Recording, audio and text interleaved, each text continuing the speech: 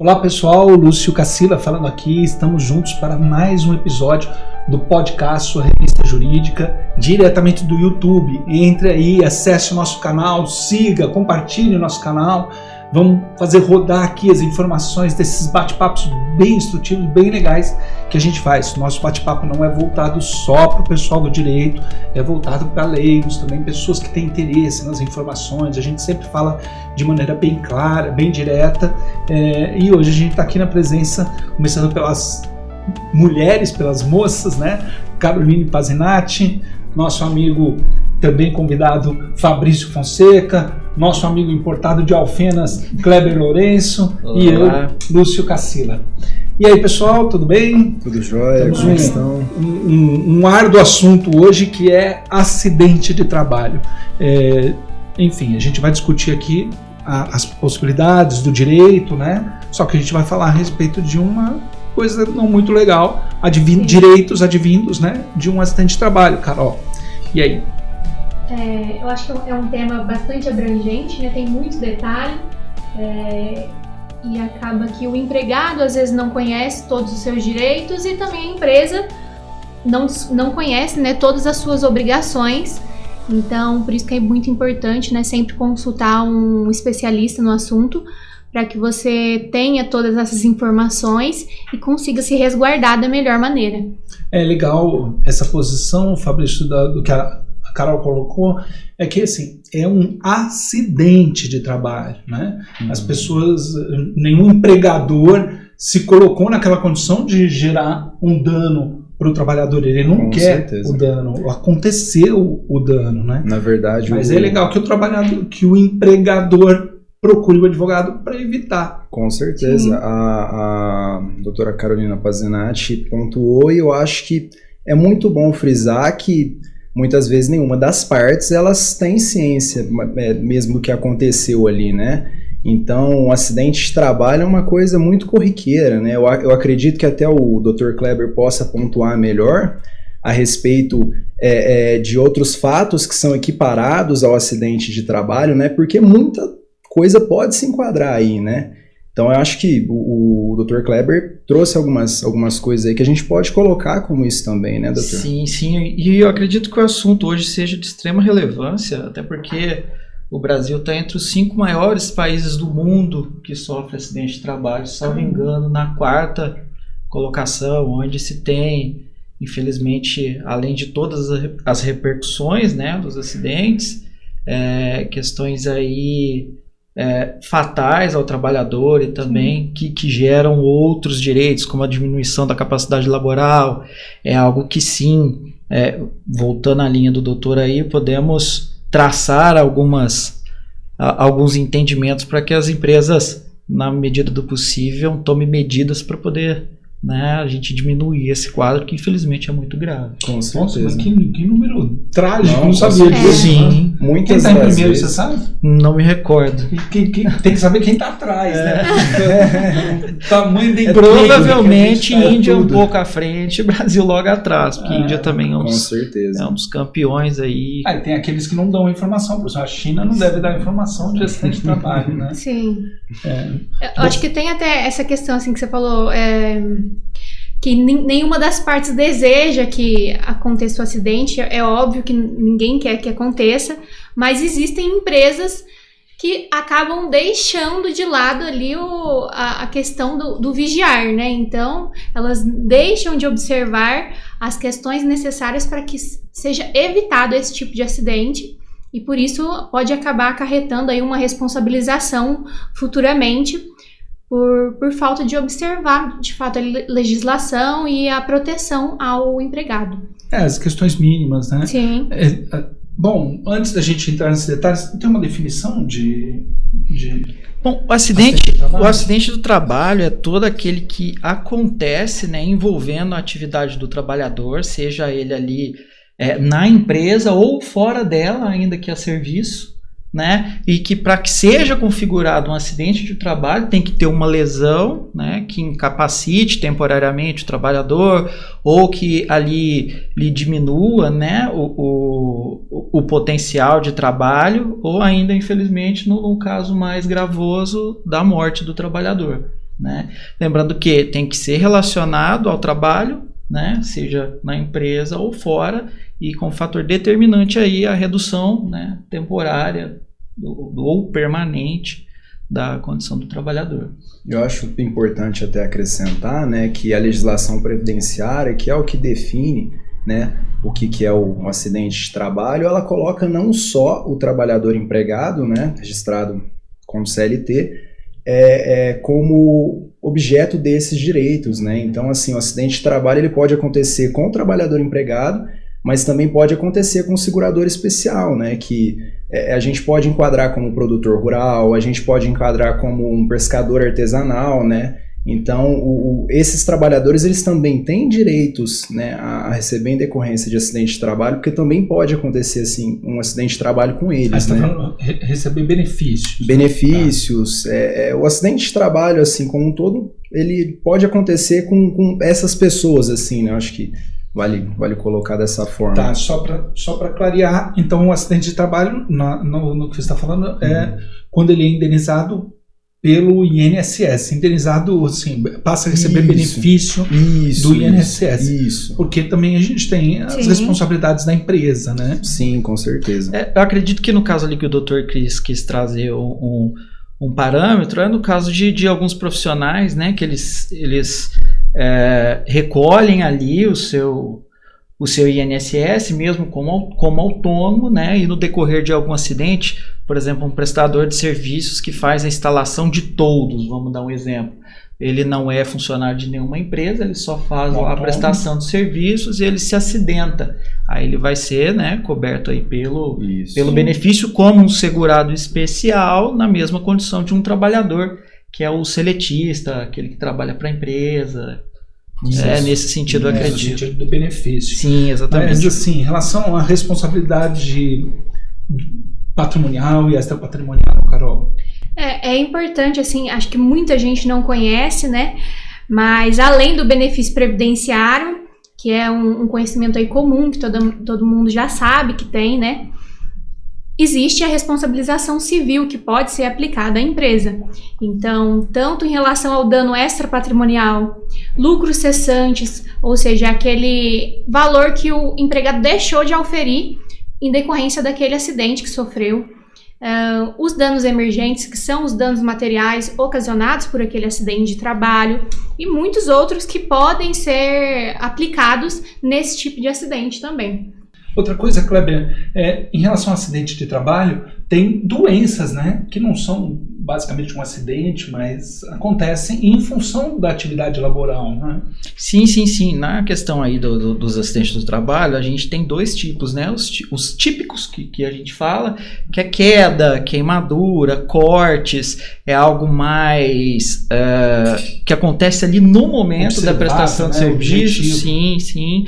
E temos também aquelas doenças que a gente chama de atípica, né? Que são as questões psicológicas aí. Hoje a gente tem uma situação que chega bastante no meu escritório, que é o burnout, né? As doenças que atingem aí o âmbito subjetivo da pessoa, né? Alguns casos também de depressão, causados por problemas enfrentados no trabalho. O burnout é bem específico, né? Porque é uma doença causada ali pelo excesso de pressão, né, o excesso de cobrança. Então a própria legislação já tipificou essa doença como uma doença específica ali do âmbito trabalhista. Mas é interessante, né? Eu não tô minimizando, eu sei que as doenças existem, mas parece que mudou de um tempo para cá, parece que essas situações, as pessoas não ficavam doentes, ou então a gente não tinha notícia, né, das doenças de maneira mais... Eu acredito que na verdade seja essa segunda opção mesmo. A gente não sabia. Agora a gente tem mais informação e tudo mais, até por conta dessa questão mesmo da informatização, redes sociais, celulares. Eu acho que isso também aumenta um pouco o índice, né, dessas doenças, né? Porque notícias, né? Muitas notícias a gente consegue ver. Pegando o liame aqui, tipo, pensando em algo, até vi um estudo esses dias, eu acho que realmente hoje a questão da pressão ela é muito maior que antigamente. Sim, com certeza. Porque, por exemplo, na minha época, eu vou trazer aí uma situação, na minha época de vestibular, você prestava vestibular para concorrer àquele âmbito que você está conhecendo. Hoje não. Hoje você presta um vestibular, você concorre com o país inteiro. A pessoa também, voltando ao trabalho, você está prestando ali com uma competição, né? Um vendedor. O vendedor ele já não mais compete com a loja que ele trabalha, não. Ele compete com todas as fábricas, onde ali tem todas as fábricas ou concessionárias ou lojas, né? Que ele venha trabalhar. Ele não está mais competindo naquela micro-região, não. Ele compete com todos. Com o mercado. Ele compete com o mercado. E ele é cobrado, né? Em vários graus, assim, vamos dizer, desde ali da região onde ele trabalha, um superior de uma outra loja, uma superintendência, uma diretoria. Então acho que essas doenças vêm muito disso e cada vez mais se cobrando mais produtividade, né? Com certeza. Se a gente partir até do pressuposto de que essas doenças psicológicas, psiquiátricas, elas vão se enquadrar mesmo, né, como acidente de trabalho, até mesmo um tratamento, né, advindo disso, um tratamento psicológico, medicamentos, entre outras coisas, podem ser reembolsados pela empresa, né? É importante que, de repente, a pessoa ela até procure um advogado para poder consultar a possibilidade, né?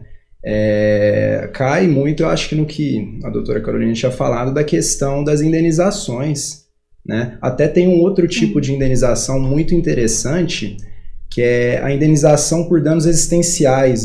Assim, como é que eu posso colocar? A indenização por dano existencial, vamos supor que o trabalhador ele sofre um acidente de trabalho. E esse acidente de trabalho ele interrompe ali um projeto, um plano que a pessoa tinha para a vida dela, né? De repente a pessoa ela fica tetraplégica, ela não consegue se locomover mais, então assim, é como se fosse um dano existencial mesmo para a pessoa, né? E isso com certeza vai dar direito à indenização, né? Se a gente for colocar direitinho. Eu acho que, até para complementar, né, cai muito essas questões do dano extrapatrimonial, eu acho que é importante também a gente colocar esse tipo de indenização. Nessa questão, Carol, dessas doenças, dessas questões subjetivas, né, as doenças oriundas aí dessa pressão, isso são coisas que podem ser treinadas, né, previstas pelo empregador, né? Sim, assim, agora falando mais do aspecto aí na visão do empregado. Por isso é muito importante que o empregador ele esteja ali atento às normas trabalhistas, fique atento às normas de segurança do trabalho. Então faça treinamentos, ofereça esse tipo de treinamento para os seus empregados, esteja ali sempre perto do empregado, verificando, né? Faça aí, cumpra o papel de vigiar também, porque é responsabilidade da empresa. Porque é óbvio que ainda que faça todas essas questões, ainda que cumpra todos esses requisitos, o acidente de trabalho ele pode acontecer. Tanto uma doença ocupacional quanto o acidente de trabalho podem acontecer. E nem sempre a empresa vai poder se isentar, mas ela vai poder se resguardar se tiver cumprido fielmente todas essas normas, né?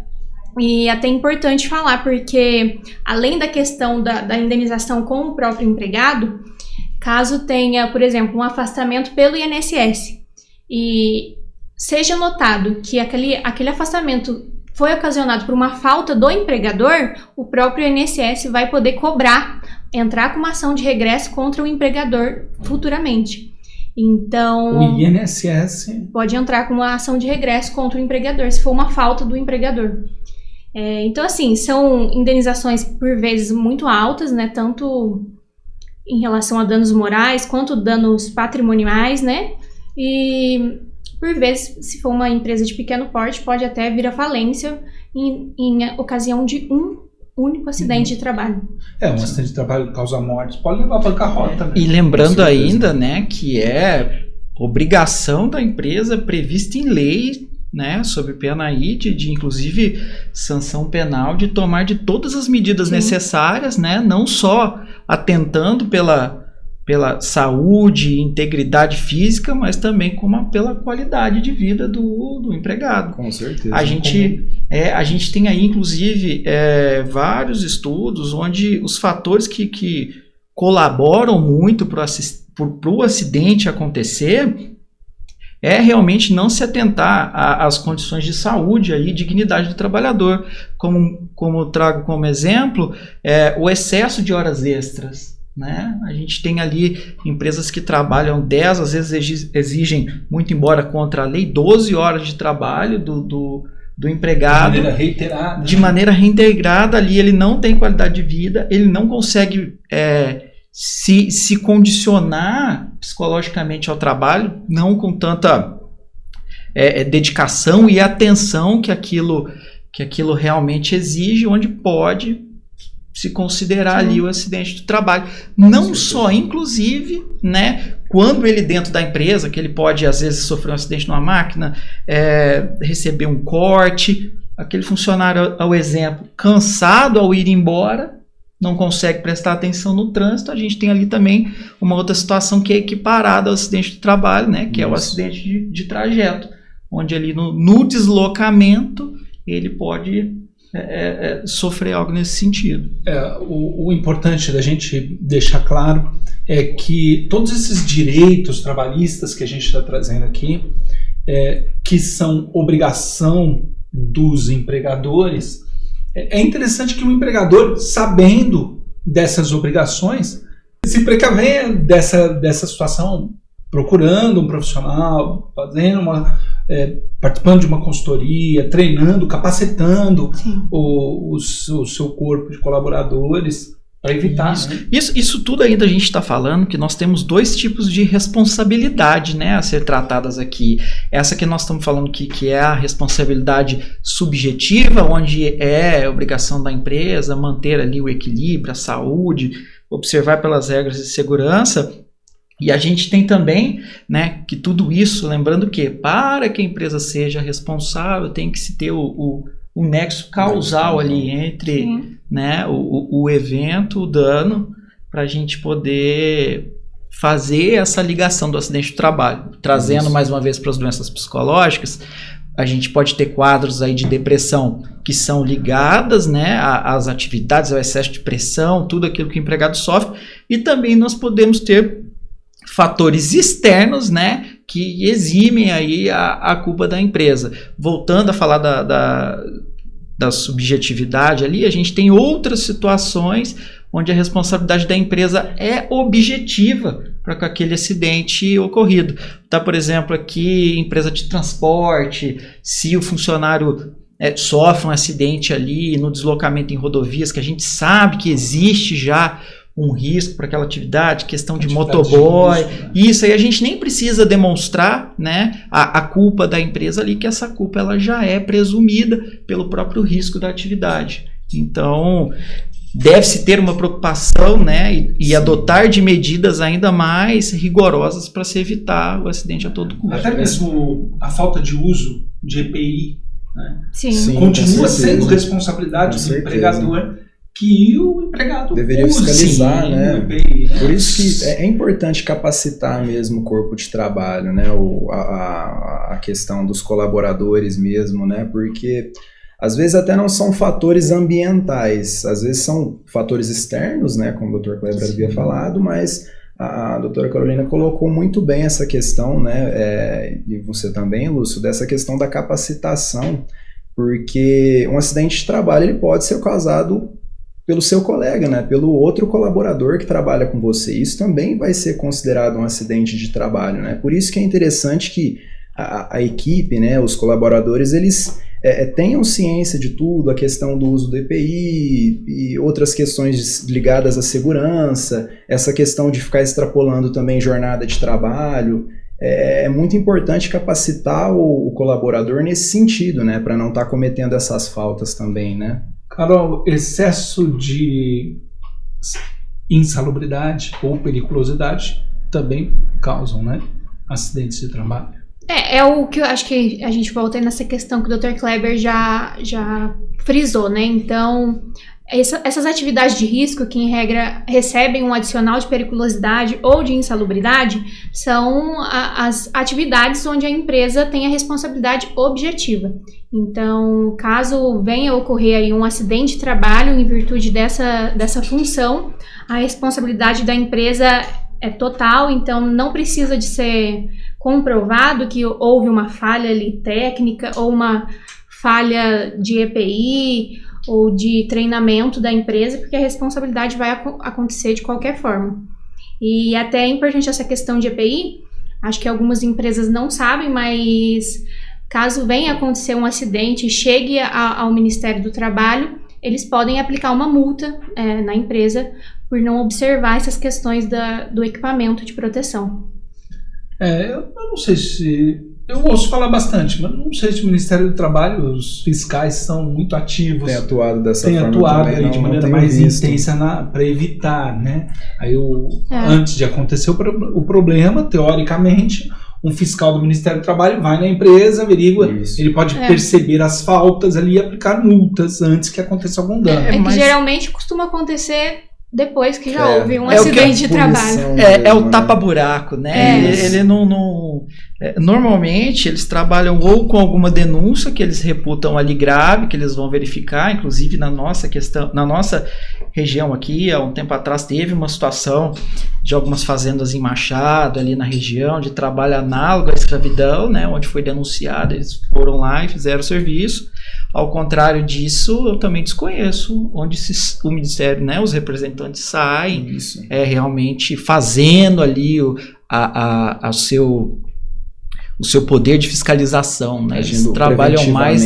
uma atuação preventiva, de fato. Não, é mais corretiva mesmo que a gente costuma visualizar. Infelizmente, melhor para os advogados. Melhor para a gente. Infelizmente, melhor para os advogados. Assim, eu digo infelizmente, assim, a gente precisa comer e tal, mas ele não quer que ninguém morra. Não, de maneira alguma. Só às vezes fazer aqui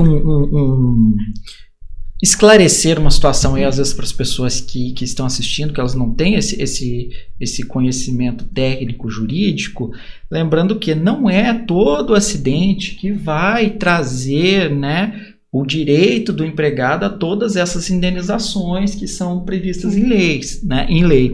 A empresa ela tem que ter tido ali, no primeiro momento, excluindo a situação da responsabilidade objetiva, alguma culpa pelo evento, né? Seja ela ou negligenciando, né, ou ignorando algumas situações, ou até contribuindo para que elas aconteçam. Por exemplo, um simples acidente de uma queimadura, se o empregado estiver usando o equipamento de proteção, não vai trazer para a empresa todas essas responsabilidades que a gente suscitou. Agora, lá do outro seria, se ele tivesse sofrido essa queimadura, que seja grave pela ausência de EPIs. Aí a gente consegue responsabilizar a empresa, né, muito mais gravemente. Kleber, mas eu acho que mesmo na primeira condição, ele está usando EPI e sofreu a queimadura, passa a ser subjetivo, o EPI não estava adequado. Não, eu estou colocando como se o EPI fosse adequado e realmente fosse um acidente. A empresa ia responder o quê? E que a empresa também tenha cumprido fielmente ali, feito treinamento, oferecido todo o auxílio. Sim, então, talvez seria uma excludente. É que a defesa da empresa sempre é subjetiva, sempre é mais difícil, né? Não importa... Assim, o empregador pode ter tacado fogo nele mesmo lá dentro da empresa.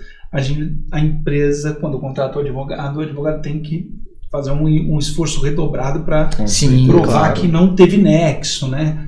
Não teve ação ou omissão da empresa para o fato danoso. Agora, uma coisa que é interessante ainda, trazendo essa situação, que é considerado acidente do trabalho se um outro empregado da empresa vai lá e toma essa atitude que você falou, vai lá, bota fogo, briga, nessa briga quebra uma perna, tem algum acidente, isso tudo também acontecendo na empresa é considerado acidente de trabalho.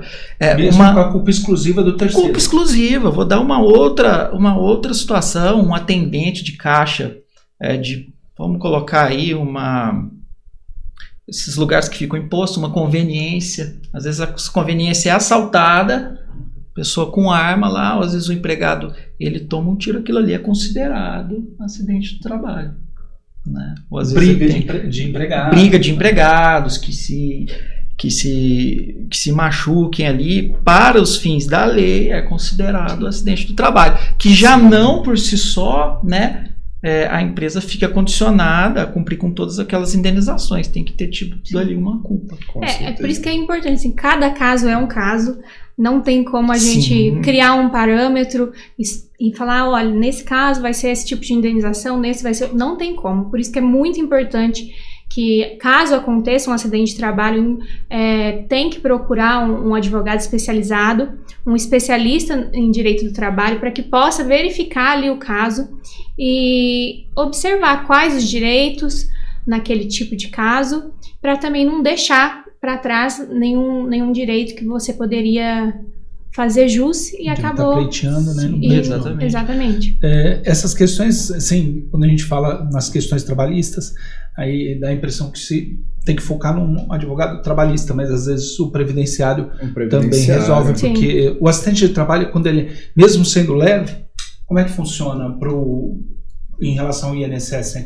15 primeiros dias de afastamento, mesma coisa? Em relação a essa questão dos 15 primeiros dias de afastamento, ela é muito importante, né? Porque às vezes a gente considera um acidente do trabalho em que o empregado ele ficou ali menos de 15 dias afastado. Retorna para a empresa normalmente, né? Ele pode pleitear sim os seus direitos, né, decorrente desse acidente, mas ele é um empregado que não vai ter a estabilidade provisória, né? Essa estabilidade, como é que ela funciona? Vamos supor que o empregado ele venha sofrer um acidente de trabalho, fique afastado por mais de 15 dias. E nesse caso, né, ele já vai ficar afastado pelo INSS. Quando ele retornar para a empresa, ele vai ter estabilidade provisória pelo período de 12 meses, né? Isso como é que eu posso colocar? Que o empregado ele não vai poder ser dispensado, mesmo que sem justa causa, no período de 12 meses. No acidente de trabalho. No acidente de trabalho. Então, assim, e esse é um só dos direitos previdenciários, né? A gente pode colocar muita coisa em cima disso. Então, a gente vai começar a falar de benefícios. O acidente de trabalho, ele tem um benefício específico, que é o B91, né? Que é o auxílio doença acidentário. Como é que esse auxílio-doença funciona? Diferentemente do auxílio-doença comum, o empregador, né, a empresa, nesse período, ela precisa recolher o FGTS do trabalhador. Então, não só isso, né? Por exemplo, a gente pode colocar também o auxílio-acidente, que é um outro benefício também, né? Decorrente já de acidente. Esse é um benefício que eu mesmo, né, com o meu tempo de experiência, eu nunca vi ser concedido administrativamente. Então, sempre que eu vi era por meio de ação judicial, né? Então, assim, por isso também é importante buscar um advogado especializado no direito previdenciário, né? Porque são benefícios que não são comumente concedidos administrativamente. E a gente também pode colocar o auxílio por incapacidade permanente, que é o antigo auxílio-doença.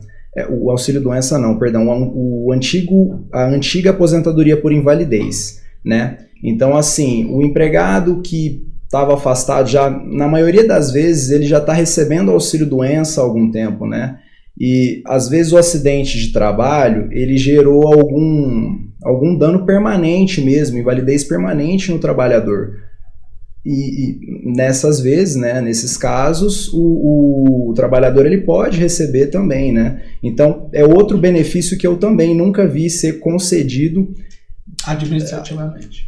Administrativamente, sim, mas eu vi ele ser transformado, né? De auxílio-doença para invalidez. Isso, direto também nunca vi ser concedido. Então, assim, são benefícios, por exemplo, um benefício que eu falei, nenhum desses aqui exclui o outro, né? Se você está recebendo, por exemplo, um auxílio-doença acidentário, você pode receber também um auxílio-acidente. Se você está recebendo se você está trabalhando, eu estava falando até da questão do auxílio-acidente mesmo, é um benefício que você pode receber, mesmo que você esteja trabalhando com carteira assinada. É um benefício que ele pode ser vitalício e você pode receber mesmo trabalhando com carteira assinada. Então, assim, são diversos benefícios, né, que o trabalhador ele pode receber, mas é importante, assim, buscar um profissional especializado, porque muitas das vezes dificilmente ele vai conseguir, né, que esse benefício seja concedido. Essa seara precisa ser área previdenciária, fica um pouco mais complicada para o nosso podcast, porque assim, são 7 tipos de aposentadoria. Muitos. Se você não escolher o correto, se você não procurar um profissional para escolher o correto para você, quem vai escolher o INSS? Com certeza. Aí ele vai escolher o que é melhor para ele. Então, o pessoal às vezes não acredita no INSS, e trabalha a vida inteira e chega lá, tenho direito à aposentadoria, aí eles vão conceder a aposentadoria que for melhor para o INSS. Aí passam anos, aí a pessoa vem se sentir lograda e aí sim vai procurar um advogado, não adianta mais. Eu tenho um caso em específico, o que aconteceu? O trabalhador ele tinha um tempo, né, rural que não foi reconhecido, e ele tinha, acho que o tempo insuficiente, ele já tinha mais de 65 anos, mas ele não tinha tempo em carteira, salvo engano eram 10 anos. Mas ele tinha trabalhado, o período rural que ele tinha trabalhado era de mais de 15, quase a vida toda. E ele precisava do benefício. Ele não procurou advogado nem nada, né? Foi atrás, salvo engano, de algum político, acho que era algum vereador, alguma coisa assim, buscar ajuda, né? Engraçado que eu ouvi no escritório que ele havia ajudado muito ele. O que esse vereador fez? Entrou com o LOAS, né? O LOAS para ele estava recebendo LOAS. Esse senhor ele veio a falecer e hoje a esposa dele precisa de uma pensão por morte. LOAS não tem como ser convertido em pensão por morte. Então, assim, estamos buscando, obviamente, os direitos, mas essa senhora, por conta do INSS, ela vai demorar muito mais para poder receber. E outra coisa, é fraude, então, né? Com certeza. Então, assim, com certeza. É muito mais complicado, então, você, de repente, assim, se é alguma coisa relacionada ao direito, que seja um advogado, né? Um político, às vezes, não... Só se for um político advogado. Aí sim, aí sim. A importância do especialista ali, para mim, no melhor dizer, é essencial, né? Porque o advogado, ao tomar o conhecimento da história, ele vai analisar, vamos trazer mais uma vez aí os acidentes do trabalho, ele vai analisar as condições que aquele acidente ocorreu, qual seria o tipo de responsabilidade da empresa, para a partir dali a gente buscar, né, resguardar o máximo de direitos possíveis e observáveis para esse trabalhador. E eu acho que muito se difere, né, a situação do advogado trabalhista com o advogado previdencialista nessa hora. Por quê? O advogado trabalhista ele vai buscar reconhecer tudo aquilo que ocorreu para que posteriormente, né, se tenha aí as obrigações. Muito importante dizer que as empresas, sempre que acontece algum acidente, elas não registram esse acidente como um acidente de trabalho. Isso gera a diferença na percepção do benefício, né? Como sendo o auxílio-doença, que é como se o empregado tivesse sofrido algo fora da empresa, e o auxílio-doença acidentário, que vai, no meu entender, muito além da situação simplesmente do recolhimento do FGTS ou eventual estabilidade provisória. Isso porque, às vezes, o empregado pode ficar afastado por anos, até que ele se recupere plenamente. E isso, qual que é a diferença dos dois benefícios?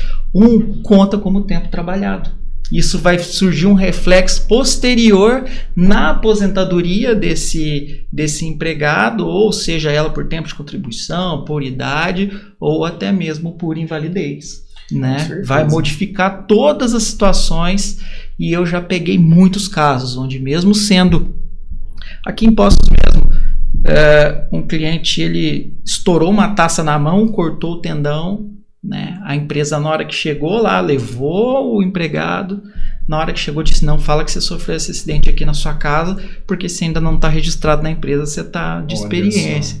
Pouco importa se o prazo seja determinado do contrato ou determinado no caso de um contrato de experiência, né? O empregado tem o direito ali, né, de ser garantido pelas determinações legais, onde, digo mais uma vez, extremamente importante você buscar um especialista, um profissional capacitado para poder analisar essa situação. Até complementando, eu vi uma situação muito parecida com essa, em que a empresa ela buscou descaracterizar essa questão do acidente de trabalho, né? Então, há muito tempo atrás, quando eu trabalhava numa empresa, uma funcionária cortou o dedo no equipamento. E assim, foi um corte, não foi um corte superficial, foi um corte muito profundo, né? E o que aconteceu? Essa empresa, nossa funcionária, ela foi levada, né, pela empresa ao médico e tudo mais, e quando ela retornou à empresa, né, para pegar as coisas dela, tinha um termo pronto para que ela assinasse, dizendo que o acidente tinha sido por exclusiva responsabilidade dela, né, inteira culpa dela. Então, assim, a gente, parando para pensar, a gente poderia invalidar esse documento, mas a própria funcionária, ela não sabia disso. Ela achou que ela estava ali... talvez assinando um atestado, algo nesse sentido. E por isso ela nem iria buscar um advogado, exatamente, já confiando. Sim. Exatamente. Ou às vezes, mais uma vez, a importância do especialista. Ele vai saber retirar essa informação, né, da cliente para poder já trabalhar com essa. Certeza. Quem que assume, bom, no entender simples aí da situação, quem que assume o próprio risco de se cortar, de se machucar, felizmente. Com certeza. Carol, eu sei que você, o Cláudio, estão com algumas experiências recentes aí de acidente com o resultado morte. E aí, o que acontece?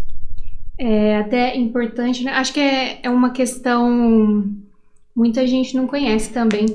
Quando um acidente de trabalho ele vem a causar a morte do empregado, a empresa, dependendo do caso, né, analisando aí todas essas questões da responsabilidade que a gente já falou anteriormente, mas ficar caracterizada a responsabilidade da empresa, ela pode ser condenada ao pagamento de uma forma de pensão para a família daquele empregado que acabou falecendo por conta do acidente de trabalho.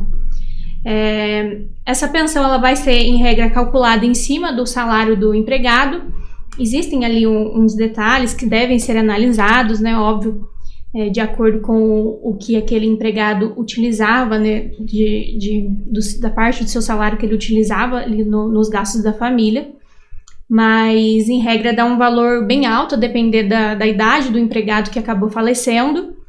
Então, quanto mais novo, mais alta a indenização. Exatamente. E assim, é um valor... A gente teve um caso aqui recentemente que é um valor que ultrapassa aí os milhões. Então, voltando mais uma vez naquela questão, a depender da empresa, se a empresa não tiver como se proteger disso, pode vir a quebrar a empresa um valor tão alto como esse. E para a família, né, do empregado é um valor que vai, assim, auxiliar muito, ainda que não cubra as questões da perda de um ente, mas com certeza vai auxiliar, principalmente na questão da criação dos filhos menores que o empregado acabou deixando em razão do acidente de trabalho.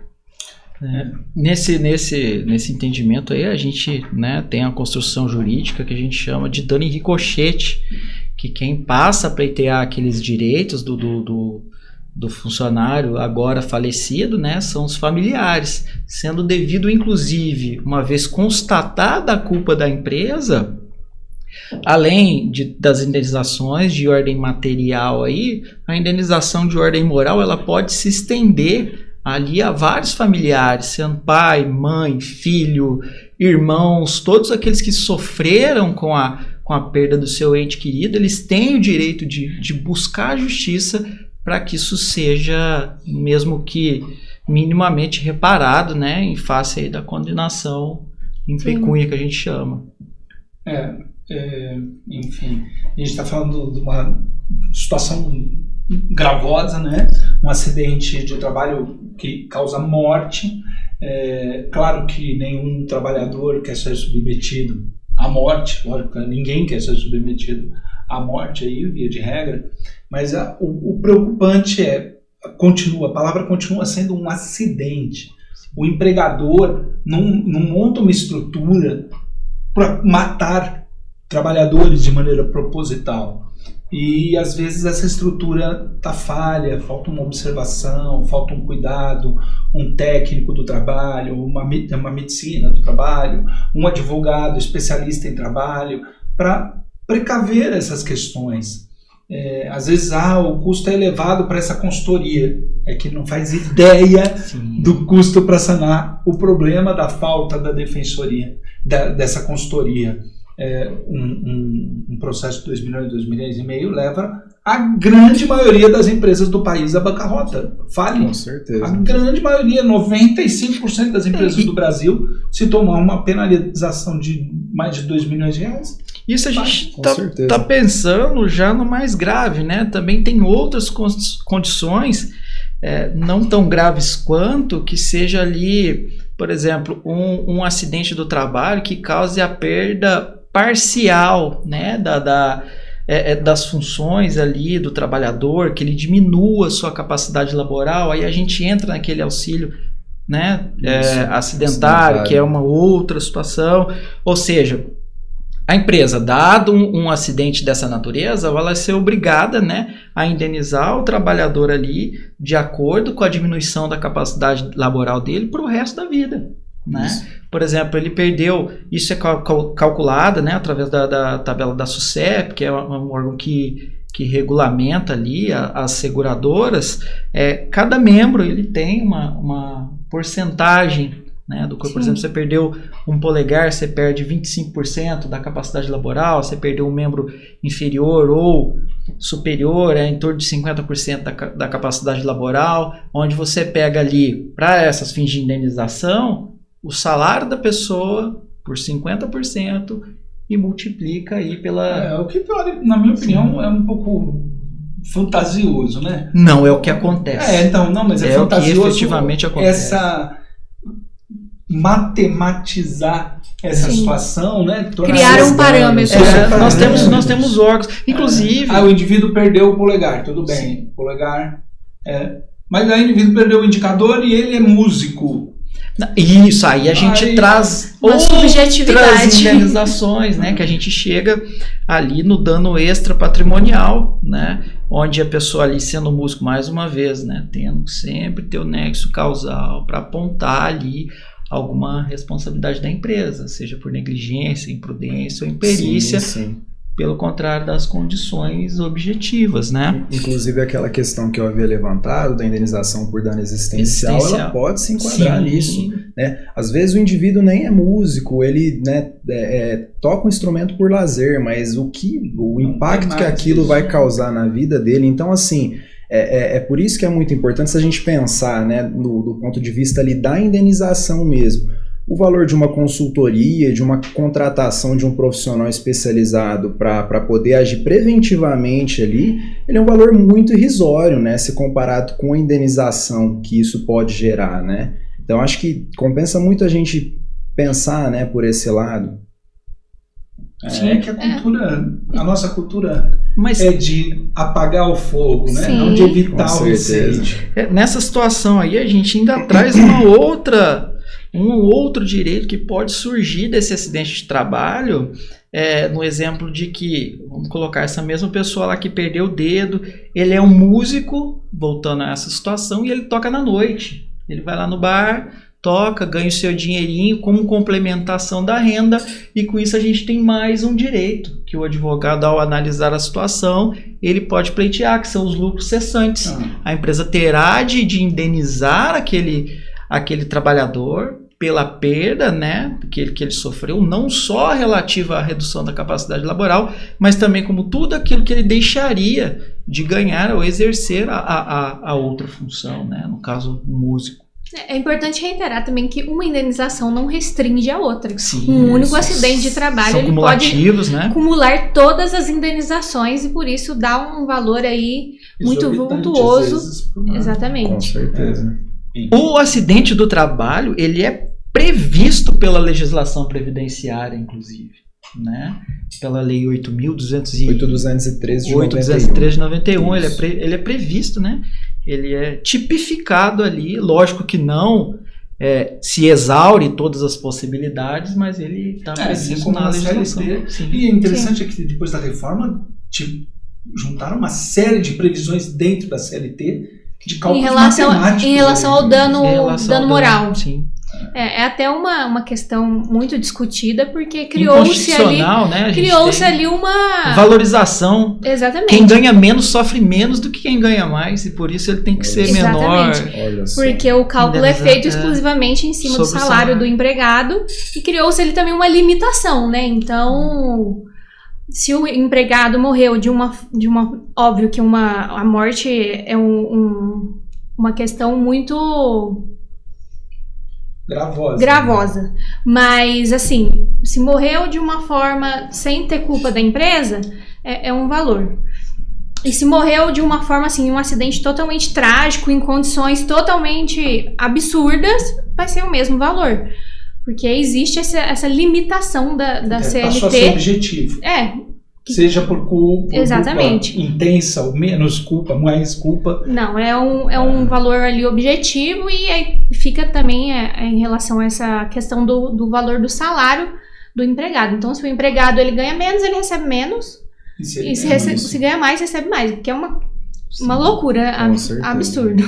Eu até queria pontuar, né? A gente citou um pouco desse do resultado trágico, na verdade, né? Resultado morte.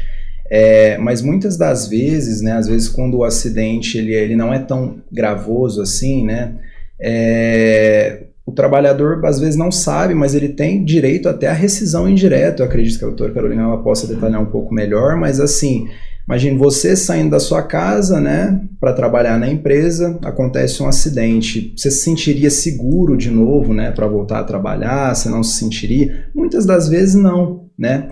E é uma das hipóteses de rescisão indireta, se a gente parar para pensar. A gente pode colocar o acidente de trabalho como forma do trabalhador, às vezes ele até não sabe, né, da hipótese de rescisão indireta, mas o trabalhador ele pode sim, né, caso ele não se sinta seguro, não se sinta bem para poder retornar à empresa, ele pode sair com os direitos dele, né, com a multa fundiária, né, do FGTS, ele pode vir a receber o seguro-desemprego. Então, assim, infelizmente é uma coisa que a gente só consegue judicialmente, né? Só com advogado, mas... Não, infelizmente não, graças a Deus. Felizmente, pra gente felizmente, né? Com também, certeza. Doutor, para complementar, né, não querendo te interromper, o empregado ele não precisa ser omisso quanto ao empregador. Ele pode detectar que a situação o coloque que as condições de trabalho o coloquem em situação de risco, pode detectar que ali ele não está recebendo os EPIs, a empresa não está tomando os cuidados necessários, ele está exercendo atividade que expõe ao risco, ingressar à justiça e já requerer a rescisão indireta, antes não sendo necessário, né, que o fato aí ocorra, né, ainda de forma desastrosa, vamos dizer assim, né? Não, com certeza. Eu cito como exemplo, às vezes tem motoristas que se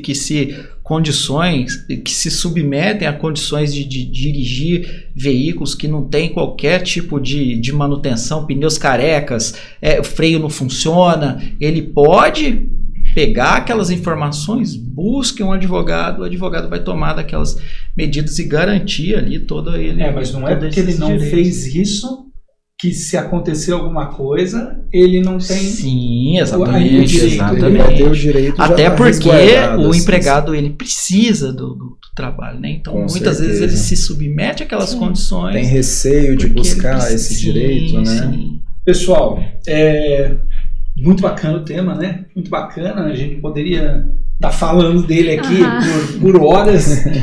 Todo mundo tem muitos exemplos aqui em relação ao que acontece. Se partir para a questão previdenciária, tem um mar de possibilidades ainda. O importante, qual é o recado que a gente tem que deixar? A palavra é acidente. É um acidente de trabalho. Não tem um empregador querendo sofrer um acidente de trabalho e não tem não tem um empregado querendo sofrer acidente de trabalho e nem um empregador querendo causar acidente de trabalho. Com certeza. Então, o ideal é que o empregador tome todos os cuidados prévios, tenha toda a consultoria necessária, previna. Não faça um trabalho de apagar o incêndio, como foi dito, mas de evitar que ele aconteça. Sai sempre mais barato. Sob pena de incorrer, né, o entender a justiça, porque a negligência, a imprudência, né, ou a imperícia, ela traz ali a responsabilidade de que como realmente o empregador quis causar o acidente. Né? Pode ser entendido nesse sentido e sendo ali responsável por todas as indenizações ali. Não é que ele quis, mas além pra de ele outras. tanto faz, né? Vale Ele a pena aceitou o risco. Ele aceitou o exatamente. risco. E para o empregador, que é a pessoa que sofre, o empregado, que é a pessoa que sofre o acidente, se você se vê nessa condição de que está faltando algum tipo de segurança, algum tipo de atenção com a sua atividade, questiona antes, tem a possibilidade da rescisão direta. Não posso ficar sem um emprego. Sim, você não pode ficar sem um emprego, mas se você perder a vida, vai lá escondidinho, busca o Ministério Público, denuncie. Ministério do Trabalho. Ministério Público do Trabalho, né, no caso, denuncie, fala, a empresa que eu trabalho, ela não me cede. Está acontecendo tal coisa. Os equipamentos necessários, eu estou em condição de risco. Ou procure o advogado para que te conduza a esse caminho. Faça uma consulta, tire suas dúvidas, não fique com dúvidas. E pode custar a vida. Pode custar muito caro sempre. Caso venha acontecer também um acidente de trabalho, não deixar de buscar os seus direitos decorrentes, né? Tanto os previdenciários quanto os trabalhistas também, né? Não fica com medo, porque a empresa era responsável pela segurança. Dr. Kleber, obrigado por ter vindo de Alfenas aqui com a gente. Obrigado a vocês pelo convite. Kleber Lourenço. Trouxe até a esposa aí, a Nayandra. Trouxe a Thalita. Que já furou com a gente algumas outras oportunidades para falar de direito de família. Olha só. Mas muito bem-vindo, espero que esteja sempre conosco. Está no coração, mas tem que estar na podcast também. Fabrício, obrigado. Fabrício, manda um abraço para o Felipe, lá que dessa vez não teve presente, mas em outros momentos teve presente com a gente aqui. Não, pode deixar. Em relação de consumo, outros temas. Temos temas aí muito interessantes para trabalhar ainda nessa situação. Vamos ver se eu te convidar para algum outro tema trabalhista, você vem, né? De assédio é muito interessante tratar. Porque a gente já convidou o Kleber em outras oportunidades. Hoje foi bem difícil ver, eu confesso. A gente tem que verificar a agenda bem. Vamos marcar o podcast lá com o pessoal da Hashtag 41 para ver a agenda do Kleber, Carol. Obrigado pelo trabalho dia a dia, pela parceria aí, pelo esforço, pela dedicação e estudo que você tem dado para a ciência do direito do trabalho aí, que só está te engrandecendo cada vez mais. Pessoal, então, muito obrigado aí pela participação de todos. Curtam a nossa live, sigam o nosso canal para vocês receberem informações quando a gente postar novos vídeos. Nosso bate-papo aqui hoje foi um pouco mais pesado, mas a gente fala sempre da maneira mais fácil para alcançar todo tipo de público, tá? Consulte um bom advogado, consulte o advogado de sua confiança e muito obrigado por estar aqui conosco. Tchau, tchau.